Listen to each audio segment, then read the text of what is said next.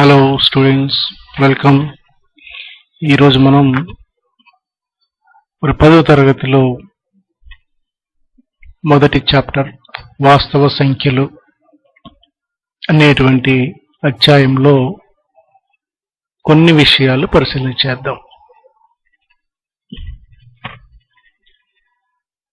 Today let us see the first chapter in mathematics, that is real numbers.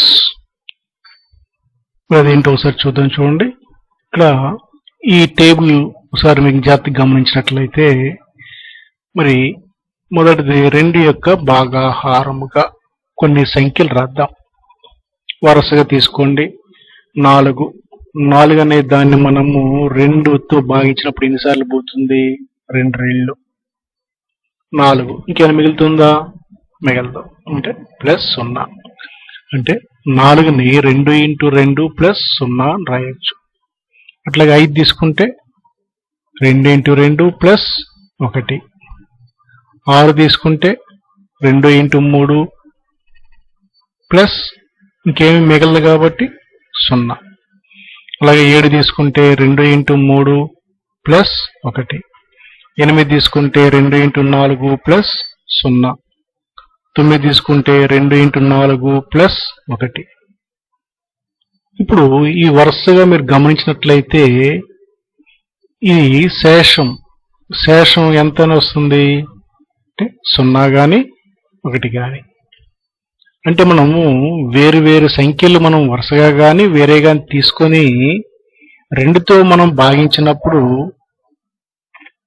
మన శేషము 0 కానీ 1 కానీ మాత్రమే వస్తుంది. కాబట్టి ఇక్కడ మనం కింద శేషములు వచ్చేవి ఏమొస్తాయి? 0, 1. అదేవిధంగా ఈసారి 3తో భాగిద్దాం. మరి వరుసగా కొన్ని సంఖ్యలు తీసుకుందాం. మరి నేను ఇక్కడ 3ని తీసుకున్నా. 3ని 3తో భాగించినప్పుడు ఎన్నిసార్లు పోతుంది? ఒకసారి పోతుంది. ఏమైనా మిగులుతుందా? మిగలదు. అంటే 0. అంటే 3ని 3 × 1 +0. 4 తీసుకుంటే 3 × 1 3 +1. 5 తీసుకుంటే 3 × 1 3 +2. 6 తీసుకుంటే 3 రెళ్ళు 6. ఖచ్చితంగా పోతుంది. ఇంకేం మిగులుతుందంటే ఏమీ మిగలదు. అంటే +0. అలా 7 తీసుకుంటే 3 రెళ్ళు 6 +1. 8 తీసుకుంటే 3 రెళ్ళు 6 +2. ఇప్పుడు దీనిలో మీరు ఇవన్నీ గమనించండి. శేషాలు ఏమన్నా ఇక్కడ 0, 1, 2 మళ్ళీ 0, 1, 2. అంటే 3తో మనము గాని ఏవైనా సంఖ్యలు మనం తీసుకొని భాగిస్తూ ఉన్నప్పుడు మనకి శేషాలు ఏమొస్తాయంటే 0, 1, 2 మాత్రమే వస్తుంది. అక్కడ కింద శేషములు వచ్చేవి 0, 1, 2 అని రాశాం. అదేవిధంగా మనము 4తో భాగాహారం చేసినప్పుడు మనకి ఏమొస్తాయంటే 0, 1, 2, 3 వస్తుంది. మళ్ళీ 0, 1, 2, 3. కాబట్టి వేరే సంఖ్యలు మీరు ప్రయత్నం చేసి చూడండి. చూసినప్పుడు ఇవే వస్తాయి. అంటే 0 నుంచి 3 దాకా మాత్రమే వస్తూ ఉంటుంది. అట్లాగే 5తో భాగిస్తున్నాం అనుకో, మీరు సంఖ్యల్ని వరుసగా నేను 5 నుంచి 10 దాకా తీసుకొని 5తో భాగిస్తూ ఉన్నప్పుడు మనకి శేషాలు ఏమొస్తున్నాయి? 0, 1, 2, 3, 4 తర్వాత మళ్ళీ 0నే వస్తుంది. కాబట్టి 5తో భాగాహారం చేస్తూ ఉన్నప్పుడు మనకి శేషములు ఏమొస్తాయంటే 0, 1, 2, 3, 4 వరకే వస్తుంది. ఇది సంఖ్యల్లో మనం గమనించాలి.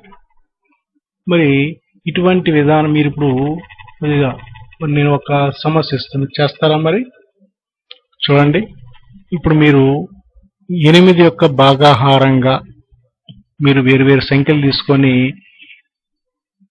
వాటి శేషాలు ఏమొస్తున్నాయి సార్ గమనించండి. వరుసగా 8 నుంచి 8, 9, 10, 11, 12, 13, 14, 15, 16, 17, 18 అన్నట్టు వరుసగా తీసుకొని ఆ సంఖ్యల్ని 8తో భాగించి చూడండి. మీకు శేషాలు ఏమొస్తున్నాయో మీరు చెప్పొచ్చు. మీరు ఒక నిమిషం టైం ఇస్తాను, చూడండి.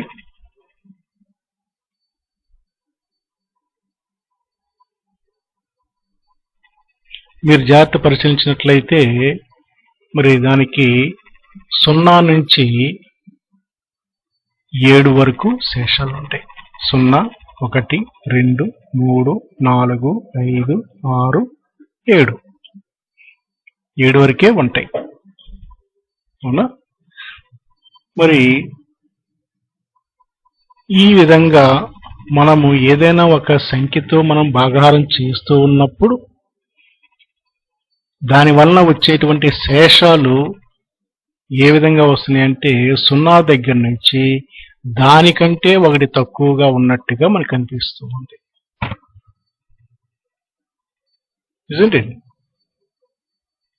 కాబట్టి ఒక్కసారి మరి ఇంగ్లీష్ మీడియం ఒకసారి చూడండి.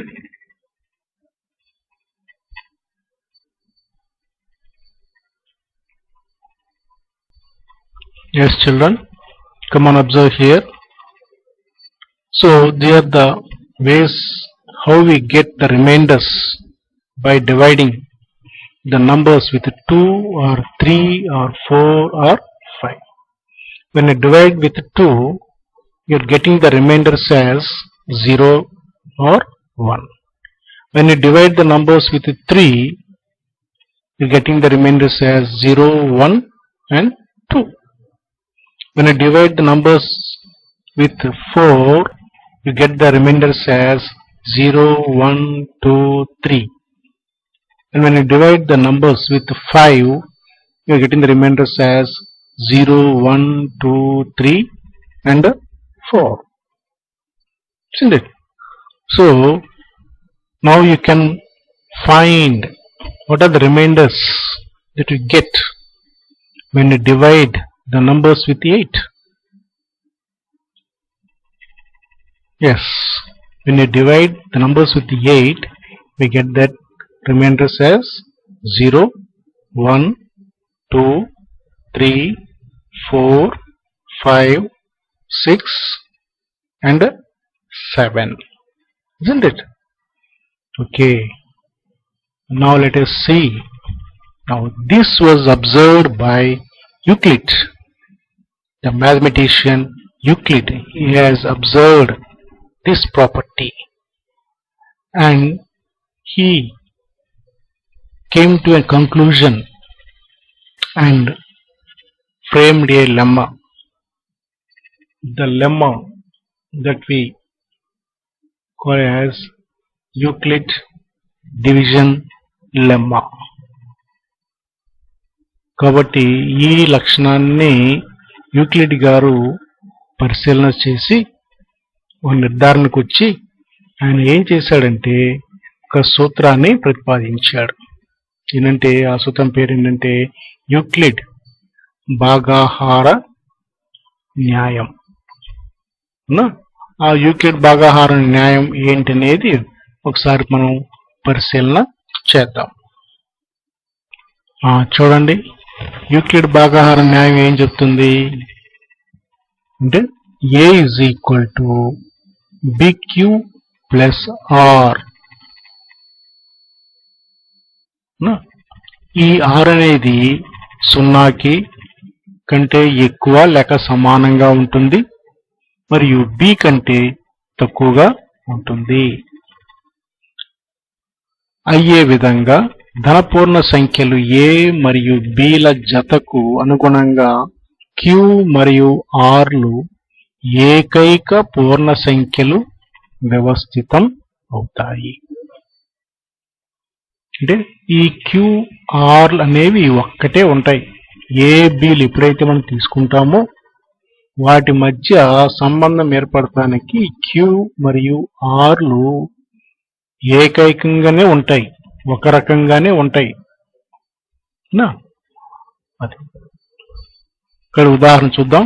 25 ఉంది అంటే 25 నెట్ రాయొచ్చు. మనం 7తో భాగిస్తున్నాం. మనకి ఎన్నిసార్లు పోతుంది అంటే 25, 7 3 21, ఇంకెంత ఉంది 4 అంటే +4.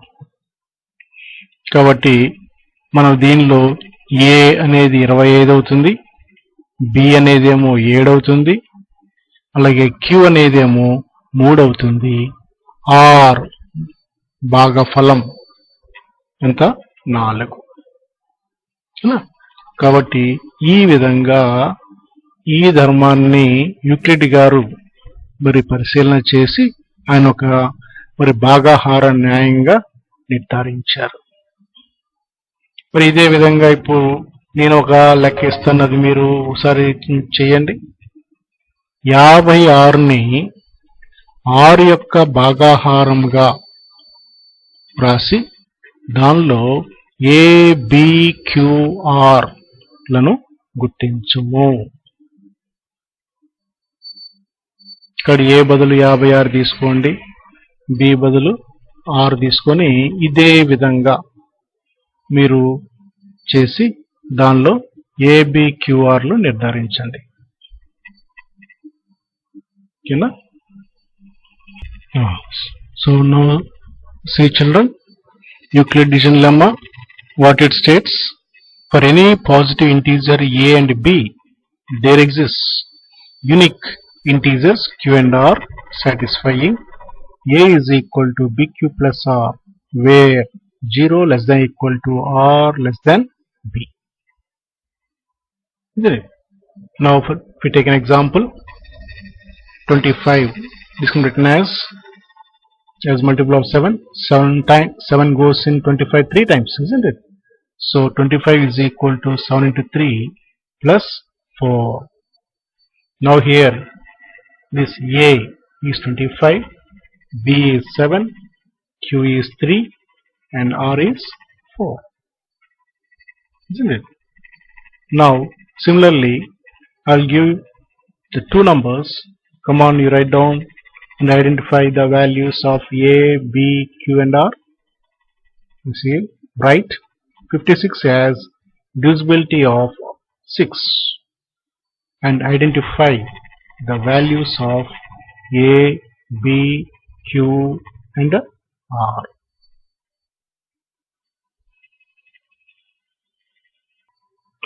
సరే, ఇప్పుడు చూడండి. ఇప్పుడు యూక్లిడ్ భాగాహార శేష విధి ప్రకారం గాసాబా కనుగొనటం చూద్దాం. గాసాబా ఇక్కడ 19 అంటే ఇక్కడ ప్రశ్న ఏంటి? 900 270ల గాసాబా యూక్లిడ్ భాగాహార శేష విధి ప్రకారము కనుగొనము. ఇక్కడ దీనిలో 900ని ఏగా తీసుకుందాం, 270నేమో బిగా తీసుకుందాం. ఇక్కడ ఏ 900, బి 270 అనుకున్నాము. ఇక్కడ యూక్లిడ్ భాగాహార శేష విధి ప్రకారం వచ్చేసరికి ఏంటిది? A is equal to bq plus r. దీనిలో 0 less than equal to r less than b. దీని ప్రకారం ఇప్పుడు మనం ఏ బిలు ఏమనుకున్నామో ప్రతిక్షేపించండి. 900 ఈజ్ ఈక్వల్ టు 270 ఇంటూ, మరి దీనిలో ఎన్నిసార్లు పోతుంది అంటే 3 సార్లు పోతుంది. 270 ఇంటూ 3 అంటే 810 ప్లస్ ఇంకా 90 ఉంటుంది, 90. ఇప్పుడు 270ని ఏ స్థానంలోకి తీసుకొస్తాం, అలాగే 90నేమో బి స్థానంలో తీసుకొస్తాం. అంటే 270 ఈజ్ ఈక్వల్ టు 90, దీనిలో 3 సార్లు పోతుంది. ఇక్కడ 90 ఇంటూ 3 ప్లస్ 0. కాబట్టి ఈ స్టెప్ లో మనకి ఎప్పుడైతే శేషము 0 వస్తుందో ఆ స్టెప్ లో బి స్థానంలో ఉన్నదే గాసాబా అవుతుంది. అంటే బి స్థానంలో ఏముంది? ఇక్కడ 90 ఉంది, కాబట్టి ఇది గాసాబా. దేర్ఫోర్ 900 270ల గాసాబా 90. ఇదే విధంగా ఇంకొక లెక్క చూద్దాం. 50-70ల గాసాబా యూక్లిడ్ భాగాహార శేష విధి ప్రకారము కనుగొనము. కాబట్టి ఏ 70 అనుకోండి, బినేమో 50 అనుకోండి. మరి యూక్లిడ్ భాగాహార శేష విధి ప్రకారము a is equal to bq plus r. దీనిలో 0 less than equal to r less than b. కాబట్టి 70 ఈజ్ ఈక్వల్ టు బి స్థానంలో 50. మరి 70లో 50 ఎన్నిసార్లు పోతుందంటే ఒకసారి. 50 ఇంటూ 1 ప్లస్ 20. మనం ఏం చేస్తాం? మళ్ళీ 50ని ఏ స్థానంలో తెస్తాం? 20నేమో బి స్థానంలో వేస్తాం. అంటే 50 ఈజ్ ఈక్వల్ టు 20 ఇంటూ 2 అంటే 40 సార్లు పోయింది, ఇంకా 10 ఉంటుంది. కాబట్టి 50 ఈజ్ ఈక్వల్ 20 ఇంటూ 2 ప్లస్ 10. ఇప్పుడు మళ్ళీ 20ని ఏ స్థానంలో, 10నేమో బి స్థానంలో. అంటే 20 is equal to 10 into 2 plus 0. కాబట్టి ఈ స్టెప్లో మనకు 0 వచ్చేసిన శేషం. ఇక్కడ శేషము 0 వచ్చినప్పుడు బి స్థానంలో ఏముందో అదే గాసాబా అవుతుంది. అంటే ఇక్కడ బి స్థానంలో ఏముంది, ఇక్కడ 10. కాబట్టి 70 50ల గాసాబా 10. సరే, ఇప్పుడు పిల్లలు ఇప్పుడు కొంతమంది అనుకుంటారు, ఎప్పుడు మనం పెద్దదే ఏగా తీసుకోవాలా, చిన్నది ఏగా తీసుకుంటే ఏమైనా తప్పు వస్తుందా అనేది ఒక భ్రమలో ఉంటూ ఉంటారు. ఒకటే, మనకి 0 ఎక్కము మనకి బాగా వచ్చినప్పుడు దాన్ని వినియోగించైనా చేసుకోవచ్చు. ఇక్కడ చూడండి, అదే రెండవ పద్ధతి చేస్తున్నాను నేను.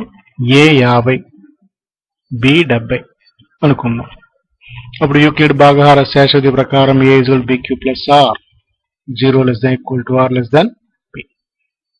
ఇప్పుడు 50 ఈజ్ ఈక్వల్ టు, ఇప్పుడు 50లో 70 పోతుందా, పోదు కదా. కాబట్టి మనం 0 సార్లు వేసుకుంటాం. అంటే 50 is equal to 70 into 0 plus 50. ఆ తర్వాత ఏ స్థానంలోకి 70 తీసుకురండి, బి స్థానంలోకి 50 తీసుకురండి. అంటే 70 is equal to 50 into 1 plus 20. ఆ తర్వాత 50 ఏ స్థానంలోను, 20 బి స్థానంలో. అంటే 50 is equal to 20 into 2 plus 10. మళ్ళీ 20ని ఏ స్థానంలోను, 10నేమో బి స్థానంలో. అంటే 20 is equal to 10 into 2 plus 0. అంటే గాసాబా సరికే 70 50ల గాసాబా 10. ఇక్కడ ఒకే ఆన్సర్ వస్తుంది ఎట్లా తీసుకున్నా సరే. కాకపోతే మనం చిన్నది ఏ అనుకొని బి ఏమో పెద్దది అనుకుంటే ఏమవుతుందంటే ఒక స్టెప్ ఎక్కువ వస్తుంది. దానిలో మనము 0 ఎక్కంగా తీసుకోవాల్సి ఉంటుంది. మిగిలిన స్టెప్స్ కూడా ఇవే ఉంటాయి. జాగ్రత్తగా పరిశీలించండి. చివరి 3 స్టెప్స్ ఏవైతే ఉన్నాయో అవే ఇక్కడ ఉన్నాయి. ఇక్కడ ఫస్ట్ స్టెప్ మనం ఏంటంటే, ఇక్కడ 0తో హెచ్చవేసి మొత్తం విలువ మనం శేషంగా పెడతాం అనేది జరుగుతుంది. అవునా? So children, so you are finding HCF of two numbers using Euclid division algorithm. Let us now find the question here. Find the HCF of 900 and 270 using Euclid division algorithm. Now take the first value as A and second value as B. That is, A is equal to 900 and B is equal to 270. Now according to Euclid division algorithm, A is equal to BQ plus R, where 0 less than equal to R less than B. Then 900 is equal to 270 into 3. That means 270 divides 900 3 times and keeping the remainder as 90. So the writing as 900 is equal to 270 into 3 plus 90. So 270 is equal to 90 into 3 plus 0. That means in the above step 270 B value is taken as A value and remainder is taken as B value. So 270 is equal to 90 into 3 plus 0. So in the second step we are getting 0. Therefore at this stage the value which is in the place of B is taken as HCF.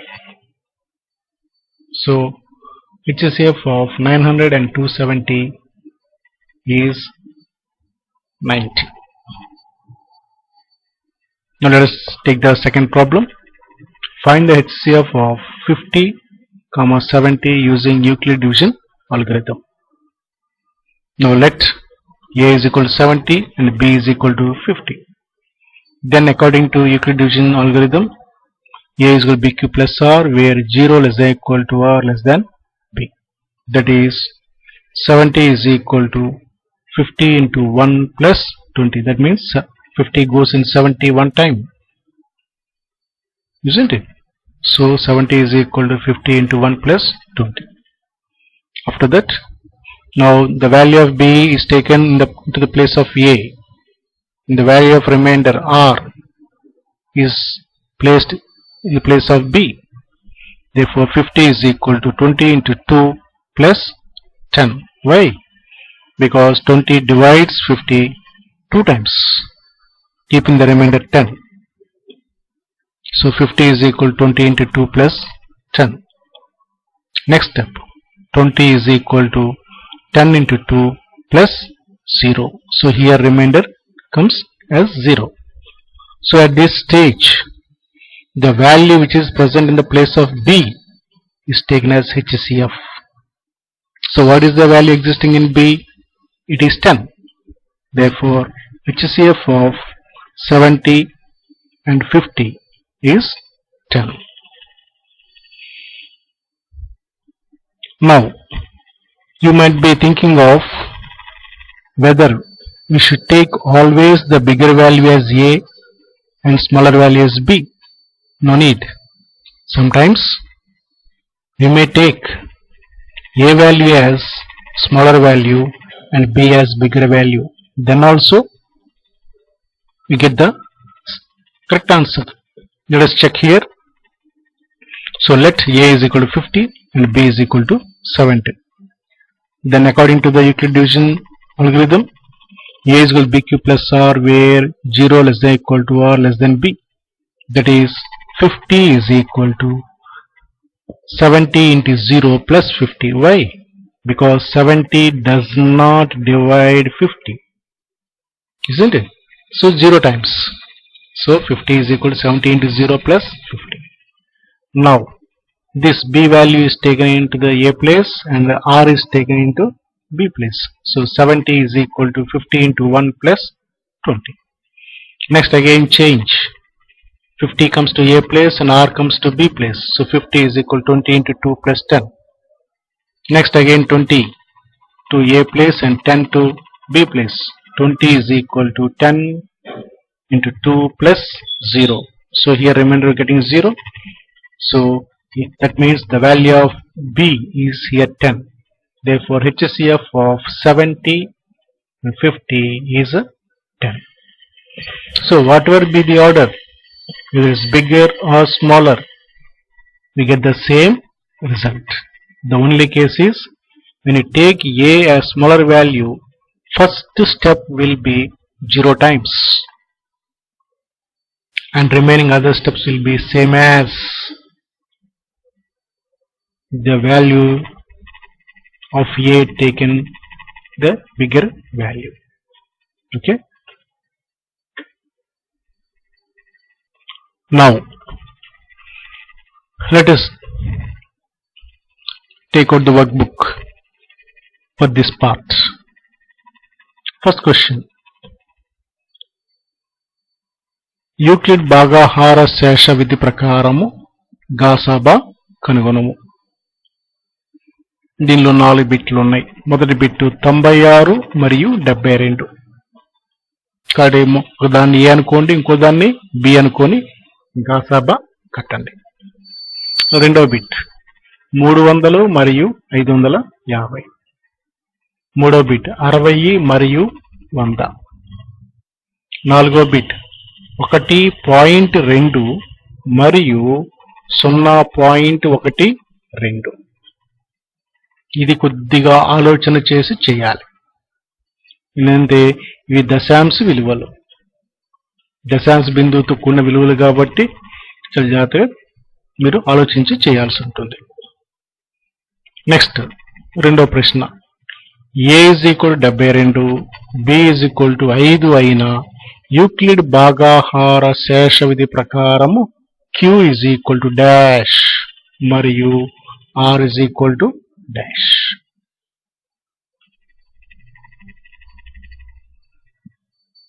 For English medium students, workbook C, find the HCF using Euclid division algorithm. First bit 96 and 72. Second bit 300 and 550. Third one 60 and 100.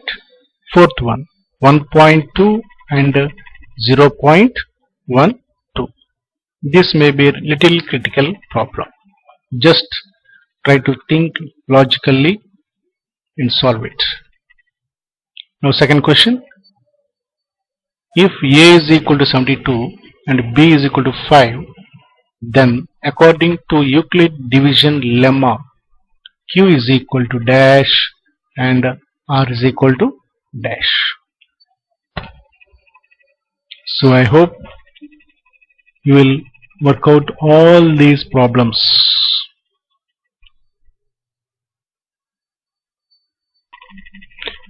Okay children, so I think you understood these concepts regarding Euclid division lemma. Now let us await for the next part, that is solving some problems using Euclid division lemma. Euclid division అంటే Euclid భాగాహార శేష విధి ఉపయోగిస్తూ మరికొన్ని సమస్యలు సాధన చేయటానికి మనము తయారయ్యి ఉందాం నెక్స్ట్ వీడియోలో.